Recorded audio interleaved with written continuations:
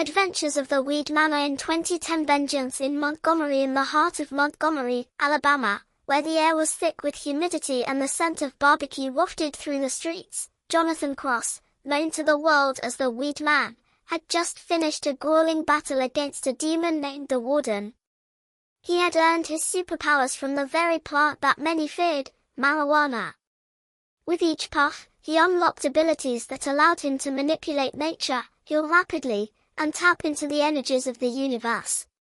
But on this Thanksgiving, Jonathan was ready to put aside his superhero duties and enjoy a quiet day with his girlfriend, Mercedes, and her son, Trevor. As they gathered around the dinner table, laughter and love filled the air, but the peace was shattered when a news alert blared from the television. The familiar face of Barmer Boy, the notorious leader of the Regency Park Kings, flashed across the screen. Just released from prison, he was on a rampage, seeking vengeance against anyone who had wronged him, particularly Mercedes, who had bravely testified against him years ago. "Mom, can we go to Walmart for more soda?" Trevor asked, his innocent eyes sparkling. Jonathan smiled, ruffling the boy's hair, but a sense of dread washed over him. He couldn't shake the feeling that danger was lurking. "Sure, buddy. Let's go," Jonathan replied, trying to keep his voice steady. They arrived at Walmart, a place usually bustling with families, but today it felt different. An unsettling tension hung in the air. As they walked down the aisles, Jonathan felt a chill run down his spine. Suddenly, gunfire erupted, echoing through the store. Chaos ensued as shoppers screamed and ducked for cover. Jonathan's heart raced as he instinctively reached for his powers, but the sight that met his eyes froze him in place. Barmer Boy stood there, a sinister grin plastered across his face, his gun raised. "You thought you could get away from me, Mercedes," he shouted, his voice dripping with malice. In a flash, he pulled the trigger, and Jonathan's world shattered. Mercedes and Trevor fell to the ground, their lives extinguished in an instant. Time slowed as Jonathan rushed to them, but it was too late. Grief and rage surged through him, igniting a fire he had never felt before. The Weed Man was born from love and justice, but now, vengeance consumed him. Fueled by pain, Jonathan knew he couldn't take on Barmer Boy alone. The leader of the Regency Park Kings had a vast army, and he needed help. He reached for his phone, dialing his old friend Dalton Wilcox, an FBI agent with superhuman strength and the unique ability to communicate with the dead. "Dalton, I need you. Barmer Boy killed Mercedes and Trevor." "I can't do this alone," Jonathan cried, his voice trembling with anger. "I'm on my way," Dalton replied, his tone serious. "We'll make him pay." Within minutes, Dalton arrived, his presence commanding and reassuring. He had always been there for Jonathan, a brother in arms.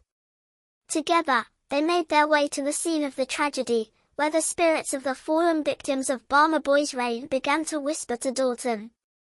"Jonathan," Dalton said, his eyes narrowing as he focused on the voices. "They're angry. They want justice. We can channel their energy to take down Barmer Boy and his gang." "Let's do it," Jonathan replied, determination burning in his chest. "Let's show Montgomery that we won't stand for this." As they prepared for battle, Jonathan took a moment to remember Mercedes and Trevor. Their laughter, their love, it fueled him. He lit a joint, inhaling deeply, letting the calming effects wash over him while simultaneously igniting his powers. He could feel the energy of the earth beneath him, the spirits of the wronged rising to join him. With Dalton by his side, they stormed the Regency Park Kings' hideout, a dilapidated warehouse on the outskirts of town. The air crackled with tension as they faced Barmer Boy and his army. "You think you can take me down, Weed Man?" Barmer Boy sneered, surrounded by his loyal gang members. "You're nothing without your little girlfriend." "Wrong," Jonathan growled, his voice steady. "I'm everything because of her. And I'm here to make sure you never hurt anyone again." The battle erupted, chaos reigniting the streets of Montgomery. Jonathan unleashed his powers, vines erupting from the ground to ensnare the gang members, while Dalton's strength cleared a path to Barmer Boy. Spirits of the fallen swirled around them, empowering their every move. In a final showdown, Jonathan confronted Barmer Boy, their eyes locking in a fierce battle of wills. "You took everything from me," Jonathan said, his voice low and deadly. "Now it's time for you to pay." With a surge of energy, Jonathan unleashed a powerful blast, fueled by his grief and the spirits of the wronged. Barmer Boy staggered, his bravado crumbling as he realized his time had come. In a moment of desperation, Barmer Boy attempted to flee, but Dalton intercepted him, a wall of strength standing firm. "You're not going anywhere," he said, his voice echoing with authority. The spirits of the victims surrounded them, their whispers growing louder, demanding justice. With one final push, Jonathan channeled everything he had, a wave of energy crashing into Barmer Boy, who fell to the ground, defeated. The remaining gang members scattered, realizing their leader had fallen. As the dust settled, Jonathan and Dalton stood victorious, but the weight of their loss hung heavily in the air. Jonathan knelt, tears streaming down his face, mourning the family he had lost. "Thank you, Dalton," he said, his voice breaking. "I couldn't have done this without you." "Together, we'll keep fighting," Dalton replied, placing a hand on Jonathan's shoulder. "For them." As they left the warehouse, the sun began to set, casting a warm glow over Montgomery. Jonathan knew that while the battle was won, the war against injustice would continue. He would honor Mercedes and Trevor by protecting their city, carrying their love and memory with him as he embraced his role as the Weed Man, Montgomery's guardian against darkness. In 2030, in the Green Conspiracy in the heart of Montgomery, Alabama, the air was thick with an eerie tension. Halloween was just around the corner, and the streets were alive with excitement. Children ran past Jonathan Cross, who stood hidden in the shadows of a tall oak tree, his emerald cape fluttering in the breeze. But today, he was less concerned with the vibrant hues of fall leaves and more focused on a sinister plot that threatened to unravel the very fabric of Halloween. Colonel Cochran, the nefarious owner of Silver Shamrock Corporation, had hatched a diabolical scheme. His plan involved an ancient Celtic ritual that would activate his Halloween costumes, transforming them into deadly devices capable of wreaking havoc across the globe. The idea sent shivers down Jonathan's spine, especially knowing that children were the primary targets of Cochran's twisted vision. Knowing he couldn't tackle this villain alone, the Weed Man pulled out his phone, dialing his old friend, Super FBI agent Dalton Wilcox. Dalton was the best in the business, but he was currently ensnared in a cat-and-mouse game with a serial killer in New York. The line crackled with urgency. "Dalton! It's Jonathan. We have a serious problem in Montgomery," he said, his voice strained. "Jonathan, I'm knee-deep in a case here. A killer is on the loose, and I can't just leave," Dalton replied, his tone reflecting the weight of his responsibilities. "I understand, but Conal's plan is bigger than any one city. He's going to turn Halloween into a nightmare. We need to stop him." Dalton sighed, knowing the stakes were high. "All right, I'll try to sabotage Silver Shamrock's operations here in New York. I make some calls about the others. But you need to handle Montgomery yourself. Keep the kids safe." With a heavy heart, the Weed Man hung up, determination igniting within him. He knew he had to act fast. Time was running out, and the Festival of Fright was just days away. As he leapt into action, vines and roots sprang to life at his command, wrapping around his limbs like a protective armor. With a few deep breaths, he concentrated, feeling the essence of the earth beneath him. He could sense the vibrations of fear and excitement from the children playing nearby. They were blissfully unaware of the impending doom. The Weed Man raced through the streets, his senses heightened. He could feel the pulse of the city, the thrum of life that filled it. As he reached the local park, he spotted a group of children dressed as witches, ghosts, and monsters, their laughter ringing like a warning bell. But lurking nearby were Conal's superhuman henchmen, brutish figures with bulging muscles and a sneer that could pierce the heart. "Hey, kids! Get to safety!" the weed man shouted, his voice booming yet calm. The children looked up in awe, their fear momentarily forgotten. Before the henchman could react, the weed man smokes a huge joint to unleash his powers. Vines erupted from the ground, ensnaring the henchman's feet, causing them to stumble. "You're not ruining Halloween on my watch," he declared, summoning thick roots from the earth to bind them further. But as he fought, he knew Conal wouldn't take kindly to this interference. He felt a dark presence behind him, and before he could react, Conal himself appeared, a smug grin plastered on his face. "Ah, the weed man. I've been expecting you," Conal taunted, his voice smooth like silk but laced with malice. "You think you can stop me? My costumes will soon bring chaos to the world. I'll do whatever it takes to save these children, Cochrane." The weed man shot back, his resolve unwavering. The battle was fierce. Conal summoned his own powers, manipulating shadows that twisted and turned like living creatures. The weed man countered with bursts of green vines dancing to protect him from the onslaught. "Your connection to nature is impressive, but it won't save you," Conal sneered, unleashing a wave of shadow that threatened to sweep the weed man off his feet. With a surge of energy, the weed man channeled the strength of the earth. "You underestimate the power of nature," he shouted, sending a shockwave of roots that exploded from the ground, pushing back against Conal's shadows. As the dust settled, it became clear that this was more than just a fight, it was a clash of ideologies. The weed man represented hope and protection, while Conal embodied chaos and destruction. The children watched wide-eyed, knowing that the fate of their Halloween rested on the shoulders of their unlikely hero. "Enough games, Cochrane!" the weed man shouted as he prepared for one final stand. "This ends now." With a deep breath, he reached deep into the earth, summoning an ancient energy that surged through him. The vines around him glowed with vibrant light, intertwining with his spirit. For the children of Montgomery, the final confrontation would determine not just the fate of Halloween, but the safety of countless innocent lives. As the two forces clashed, the air crackled with magic and power, the outcome teetering on a knife's edge.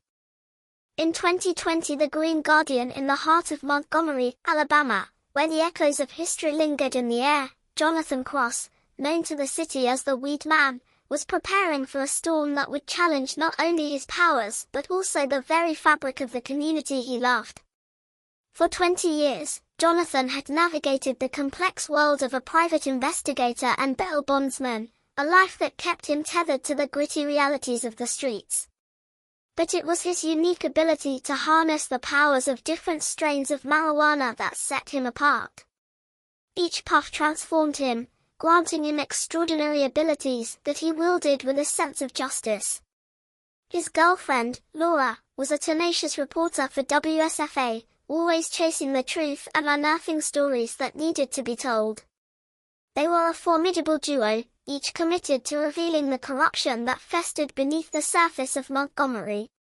But as the political climate shifted with the rise of the white oppressed, a faction led by the ambitious City Councilman Preston Chambers, their world was turned upside down.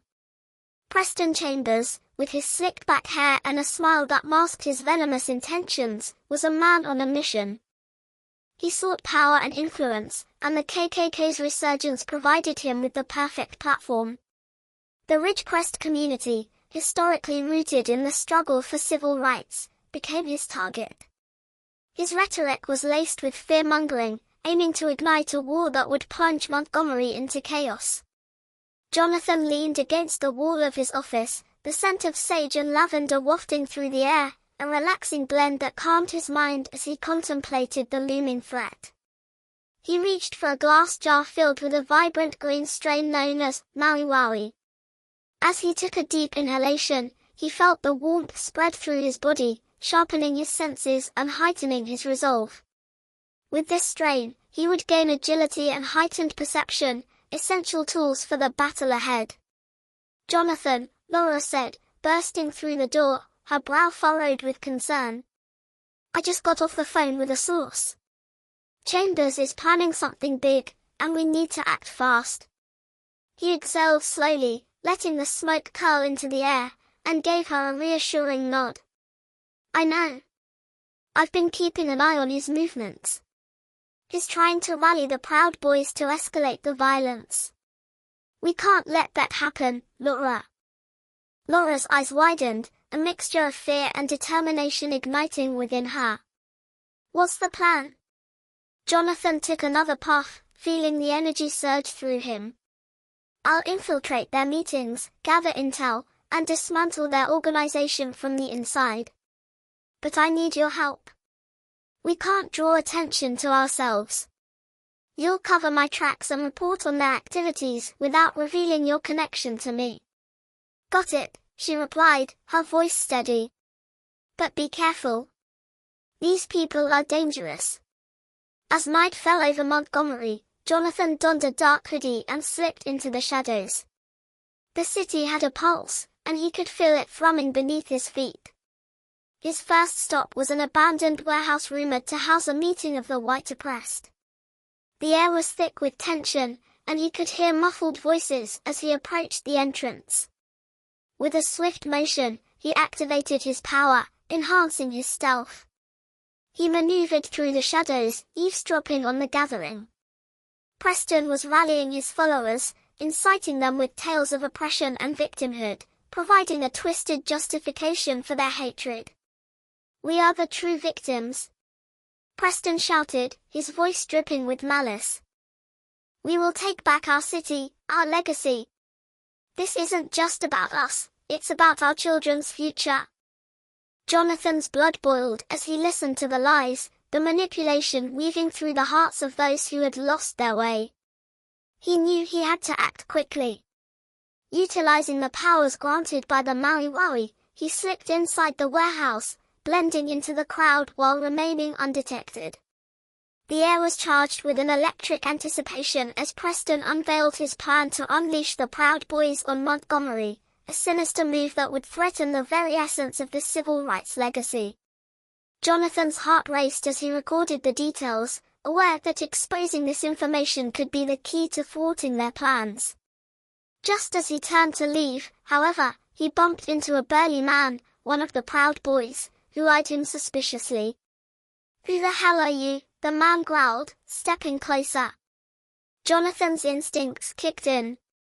Drawing on another strain, he inhaled a deep puff of Northern Lights, enhancing his strength and reflexes. He spun on his heel, delivering a swift kick that sent the man crashing into a stack of crates.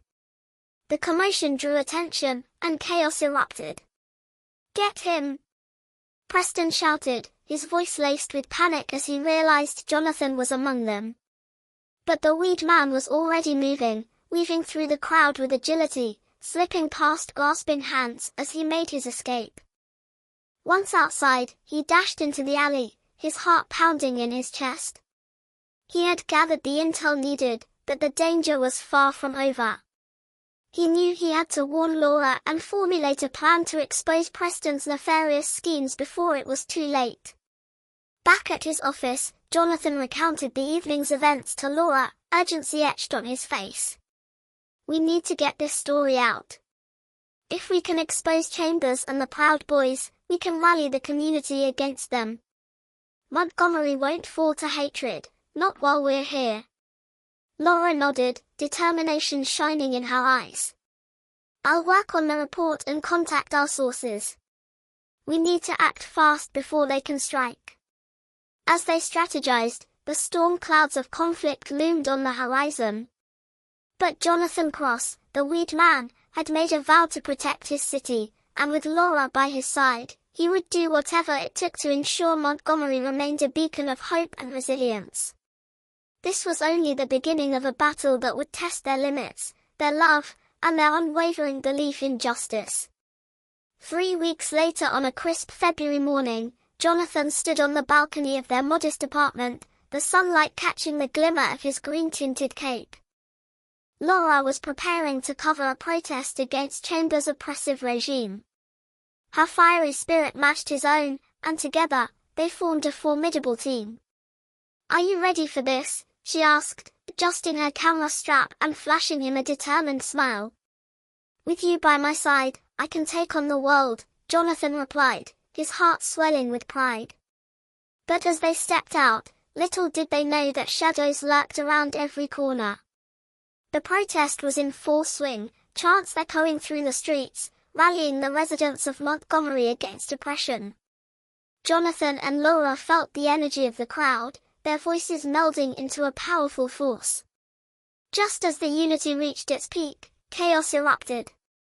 The Proud Boys, emboldened by Chambers' rhetoric, charged into the crowd, creating a scene of panic. In the ensuing chaos, Laura was separated from Jonathan. He fought valiantly but was overwhelmed by the sheer number of attackers. When the dust settled, she was gone. "Laura," he shouted, desperation clawing at his throat. His heart raced as he realized she had been kidnapped, taken away in a van marked with the Proud Boys insignia. 2 days later, Jonathan has found out that Laura has been taken to Washington, D.C., but he knew it was to get him to Montgomery undefended. Jonathan begins thinking about Dalton. With Laura held hostage in Washington, D.C., Jonathan knew he couldn't fight this battle alone. He reached for his phone and dialed the number of his best friend, Dalton. "Dalton, it's me." They took Laura. Jonathan's voice trembled with urgency. "Where is she?" "We'll get her back," Dalton replied, his tone steady and reassuring. As Jonathan hung up, he felt a surge of hope. The city of Montgomery rallied behind him, the residents ready to take a stand against Chambers and the KKK. But first, he had to save Laura. While Dalton raced to Washington, D.C., Jonathan took to the streets of Montgomery, gathering allies. The city council, local activists, and even former adversaries joined forces, united against a common foe. The Weed Man inspired them with stories of resilience and the power of community. "Together, we are stronger than hate," he declared, his voice ringing through the air. The crowd erupted in cheers, their spirits ignited. With every puff of his special strains, Jonathan felt the energy of the past fight for a better future. As he prepared to confront Preston Chambers, he sensed the weight of history upon his shoulders. Meanwhile, Dalton had infiltrated the Proud Boys' stronghold in Washington, using his powers to blend into the shadows. He could feel the presence of spirits, the voices of those who had fought against tyranny. They guided him, leading him to the room where Laura was held captive. "Laura," he whispered, pushing open the door. She was bound but unbroken, her eyes fierce with determination. "Dalton! You came!" she exclaimed, relief flooding her voice. But just as he moved to untie her, the Proud Boys burst in, fists raised and ready to fight. Dalton summoned his strength, his body surging with energy as he faced off against the attackers. Back in Montgomery, Jonathan confronted Preston Chambers, who stood defiantly in front of the city council, flanked by members of the KKK. The air crackled with tension as the two men faced off, each representing a different ideology. "You think you can change this city?" Chambers spat, his voice dripping with arrogance. "I know we can," Jonathan replied, his voice steady. "Montgomery stands for unity, not division." As the fight escalated, Jonathan unleashed his powers, channeling the energy of the people behind him. The city rallied, and together they fought back against hate, reclaiming their streets. In a climactic showdown, Dalton and Laura fought side by side against the Proud Boys. With Dalton's strength and Laura's quick thinking, they overpowered their captors and made their escape. Back in Montgomery, The battle against Chambers reached its peak as Jonathan led the charge, his heart set on justice. With the Proud Boys defeated and Chambers apprehended, Montgomery stood united. Jonathan and Laura, now back together, knew the fight was far from over, but they had ignited a flame of hope. "Together, we can face anything," Jonathan said, looking into Laura's eyes. As the sun set over Montgomery, the city began to heal, and the Weed Man stood as a symbol of resilience, love, and the power of community. Black History Month had become a testament to their struggle and triumph, reminding them that together, they could overcome any darkness. Jonathan knows his life always about fighting and protecting those he loves, and Jonathan has understood that, but he will always fight until his last breath. The end.